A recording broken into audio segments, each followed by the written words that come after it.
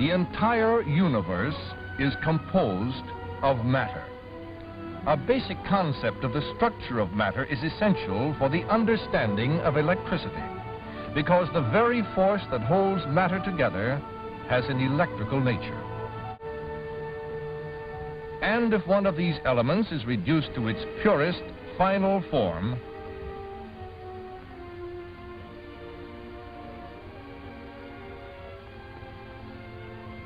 its smallest unit would be an atom.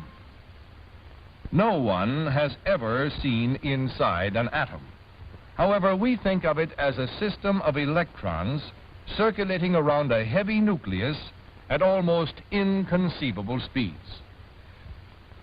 In order to explain the principles with which we are concerned in this story, let's assume that we can stop the action within the atom. Then we can think of the atom as being a group of relatively light, small particles arranged around a heavy nucleus. These are particles of electric energy.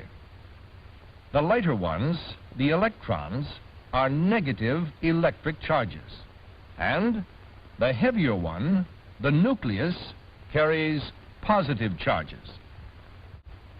And when the atom contains its normal number of electrons, it is said to be in electrical balance, to be in a neutral electrical condition. Too many electrons will produce a negative charge. Too few will throw the balance onto the positive side.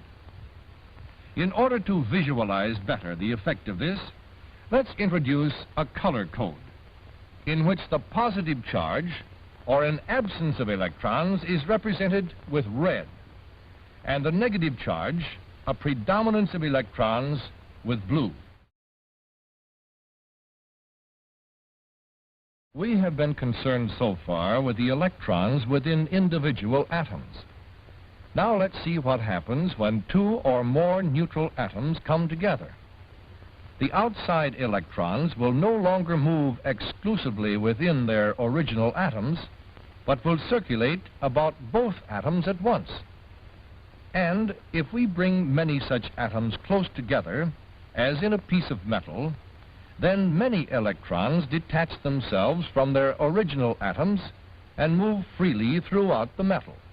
The electrons always try to get from a negatively charged body to one that is positively charged in relation to it.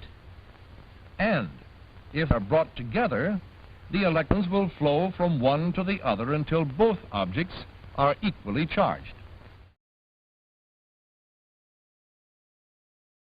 To illustrate further this principle, let's analyze the action within a cell, a simple source of electric energy.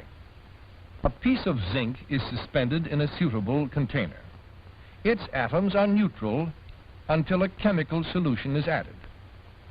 Then some of the zinc atoms go into the solution, leaving a few of their electrons behind in the metal.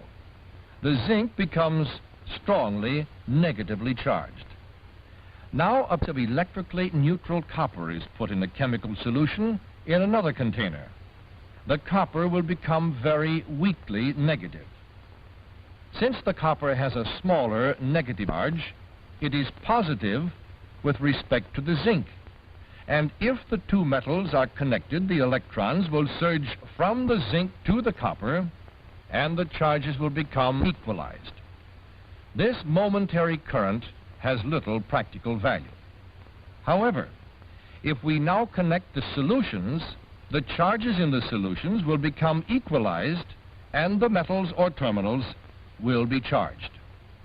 We will then have an unbalanced condition of the electrons in the metals capable of producing a continuous flow of useful electric current.